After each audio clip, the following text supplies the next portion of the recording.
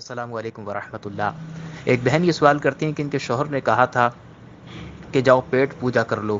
تو اب یہ جملہ کفریہ تو نہیں ہے، جبکہ ان کو یاد بھی نہیں آتا کہ انہوں نے کہا تھا کہ نہیں کہا تھا، کیا حکم شرع ہوگا؟ دیکھیں، اگر مثال کے طور پر کہا بھی ہے تب بھی کوئی ان پر حکم نہیں لگے گا، کیونکہ یہ اس قسم کا جملہ جو ہے علماء نے اس کو کفریہ کلمہ نہیں قرار دیا، البتہ اسے بچنے کی تاکید ضرور ارشاد فرمائی ہے۔ چنانچہ کفریہ کلمات کے بارے میں سوال جواب صفحہ نمبر 582 پر یہ عبارت موجود ہے کہ بعض اوقات کھانے کے لیے جاتے ہوئے کہہ دیا جاتا ہے کہ پیٹ پوجا کرنے جا رہا ہوں، تو یہ جملہ کفریہ نہیں ہے، البتہ ایسا کہنے سے بچنا چاہیے،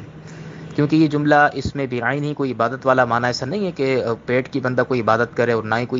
ہی کوئی پیٹ ایسی چیز ہے کہ جس کو معبود بنایا جا سکتا ہو،